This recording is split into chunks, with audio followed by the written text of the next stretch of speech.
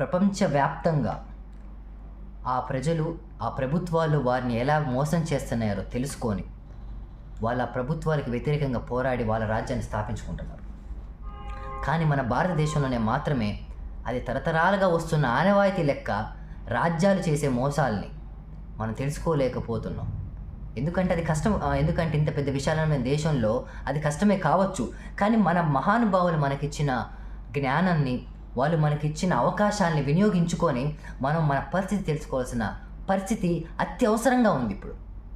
And ఇంకోటి ఏంటంటే, మన దేశంలో సింపుల్గా ఒక విషయం ఏం జరుగుతుందంటే, మనకి ఈరోజు జరుగుతున్న మోసం ఏంటో తెలుసుకుంటే మనకి 100 ఏళ్ళుగా జరుగుతున్న మోసం కూడా సేమ్ అదే అనే ఒక విషయం అర్థమవుతుంది. ఫర్ ఎగ్జాంపుల్, ఈరోజు మన జరుగుతున్న మోసం ఈడబ్ల్యూఎస్ రిజర్వేషన్ అనే ఒక మోసం, ఎకనామికల్ వీకర్ సెక్షన్.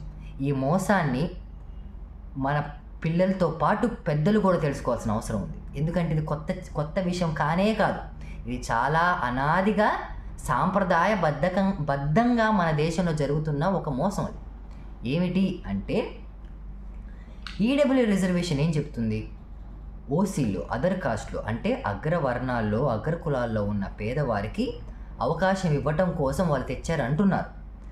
కానీ ఈ దేశంలో అగ్రకులాల్లో పేదవాళ్ళు ఎంతమంది ఉన్నారు అనే లెక్క తెలీదు.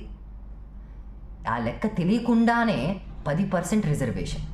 అండ్ ఆ జీవోలోనే ప్రతి రాష్ట్రానికి అక్కడున్న ఓసీలు ఎంతమంది పేదరికం ఉన్నారో ఆ పర్సంటేజ్ ప్రకారం ఆ రిజర్వేషన్ అమలు చేయాలని ఆ జీవో చెప్తూనే అందరికీ దేశవ్యాప్తంగా అన్ని రాష్ట్రాల్లో చాలా 1% to 2% లేని వాళ్ళు కూడా 10% రిజర్వేషన్ రావడం జరిగింది. అంటే ఎంత అన్యాయం ఇది! అంటే ఇక్కడ ఏం జరుగుతుందంటే, ఆ ఓసీల్లో ఉన్న పేదోళ్ళకి కూడా అది అందట్లేదు. ఆ ఓసీలో ఉన్న పేదోళ్ళ కోసం కూడా ఆ ఓసీలో ఉన్న అగ్రవర్ణాలు ఆ డబ్బున్నోళ్ళు తెచ్చింది కాదు ఇది. సో ఆ ఓసీలో ఉన్న పేదోళ్ళకి అందటం పక్కన పెట్టితే ఇంకోటి ఏం జరుగుతుందంటే, మనకి అంబేద్కర్ ఇచ్చిన రిజర్వేషన్ ఎందుకంటే జ్ఞానం అనేది చాలా ముఖ్యము. జ్ఞానం అనేది ఉంటే వాడికి ఎలాంటి దోపిడీ జరుగుతుందో తెలుసుకోగలడు ఆ వ్యక్తి అని ఒక జ్ఞానం అనేది ఇచ్చి వాడికి చదువుకునే అవకాశం. అది జాబ్ కాదు, ఆర్థికం కానే కాదు. ఒక్కసారి మీరు లిస్ట్ తీయండి, ఎందుకో కాదు ChatGPTని అడగండి. ఈ దేశంలో డబ్బు ఎక్కడెక్కడ ఉంటుంది? సాఫ్ట్వేర్ ఇంజనీర్లో ఉంటుంది. ఓకే, సాఫ్ట్వేర్ ఇంజనీర్లో ఈ దేశంలో ఏ కులాలు ఉన్నాయి కొట్టండి, మీకు ఒక లిస్ట్ వస్తుంది. ఈ దేశంలో ఇంకెక్కడ పరిపాలన చెప్పాల్సిన అవసరమే లేదు. నేను ఏ పార్టీలో ఎక్కడెక్కడ ఏ కులాలు ఉన్నాయి ఏంటో నేను చెప్పాల్సిన అవసరం లేదు. పరిపాలన చూడండి. లేకపోతే బ్యూరోక్రాట్స్ చూడండి, జడ్జిలు ఎవరున్నారు ఈ దేశంలో, ఏ కులాలు ఉన్నాయి అది చూడండి. ఈ దేశంలో వైట్ కాలర్ జాబ్లో కలెక్టర్లు ఎవరు, ఏ పర్సంటేజ్ ఎక్కువ ఉన్నారో చూడండి.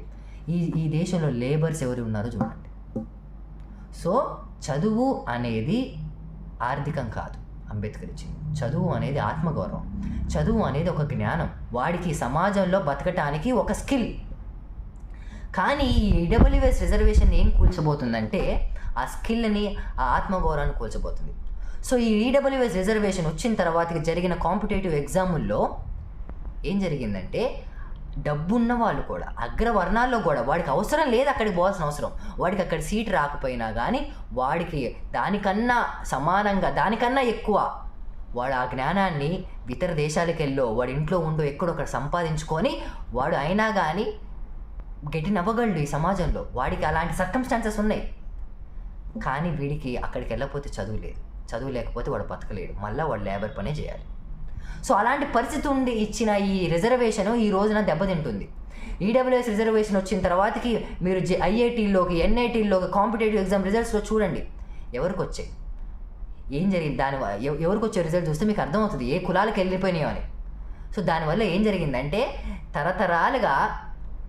తరతరాలుగా మన బానిసలుగా ఉన్న ఈ కులాలు, ఎస్సీ, ఎస్టీ, బీసీ, బహుజన కులాలు వాళ్ళ సంపదనంతా పన్నుల రూపంలో అక్కడున్న జమీందారికి గట్టి ఆ జమీందారు కొడుకుని చదువుల కోసం పక్కూరికి పంపించినట్టు, మనం ఇప్పుడు కూడా ఈ డెమోక్రటిక్ సొసైటీలో రాజ్యాంగం వచ్చిన ఇన్ని సంవత్సరాల తర్వాత కూడా మనం ట్యాక్సులు కట్టి ఆ డబ్బున్న పిల్లగాలకి ఐఐటీలకి, ఎన్ఐటీలు పంపించి మీరే కంపెనీలు పెట్టండి, మీరే మమ్మల్ని ఉద్యోగాల్లో పెట్టుకొని మళ్ళీ మమ్మల్ని లేబర్లే చేయండి అని చెప్తున్నాం మనం.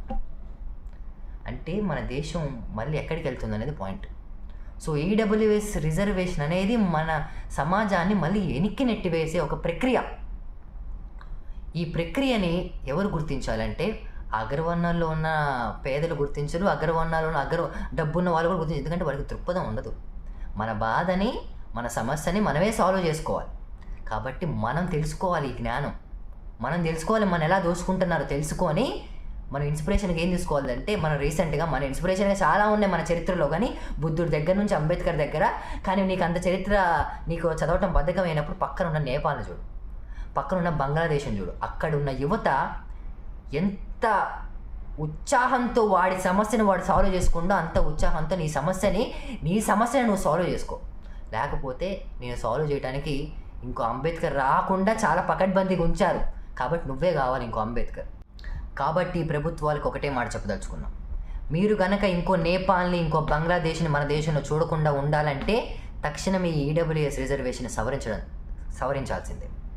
ఇంకో విషయం, ఎస్సీ ఎస్టీ బీసీలు, మనం ఎప్పుడు మన చరిత్ర చూసుకున్నా పల్లకిల మీద ఉన్న వాడికి ఏ సమస్య వస్తే ముందెళ్ళి రక్తం చిందించి వాడి పోరాటాన్ని, వాడి సమస్యని భుజాన్ని వేసుకొని వాడి సమస్యని సాల్వ్ చేయడం కాదు. మార్వాడి గోబ్యాకులు, ఆ గోబ్యాకులు, ఈ గోబ్యాకులు, నీ సమస్య నువ్వు సాల్వ్ చేసుకో. ఫస్ట్ నీకు ఓ సమస్య ఉంది, నీ సమస్య ఏంటి, నీ చరిత్ర ఏంటి, నిన్ను ఎలా దోచుకుంటారో తెలుసుకో. కానీ వాడికి సమస్య రాగానే ముందెళ్ళి రక్తం చిందించి వాడికి రాజ్యం తెచ్చియటం, వాడి కోసం పోరాటాలు చేయటం, ఇది అలవాటైపోయింది. ఈ అలవాటుని భవిష్యత్తు తరాలకు అందియకండి. కాబట్టి నీ సమస్య తెలుసుకొని నీ కోసం నువ్వు పోరాడు. అండ్ ప్రభుత్వాలు కూడా ఇంకో బంగ్లాదేశ్, ఇంకో నేపాల్ యువత చైతన్యం అవుతుంది. రిజర్వేషన్, అంబేద్కర్ గారు ఇప్పటిదాకా ఇచ్చిన రిజర్వేషన్ ద్వారా మాకు జ్ఞానం వచ్చి మీ చరిత్ర చదువుకొని జ్ఞానవంతులం అయ్యి మేము స్పృహతో ఉన్నాం. మేము మౌనంగా లేవు. మేము అజ్ఞానంలో మునిగిపోయామని మీరు ఉంచారని మీరు చాలా సంబరపడచ్చు, కానీ లేవు. కాబట్టి మీరు తక్షణమే దాన్ని సవరించకపోతే మీరు ఇక్కడ కూడా ఒక జ్ఞానమైన అంబేద్కర్ విప్లవం చూడాల్సి వస్తుంది మీరు.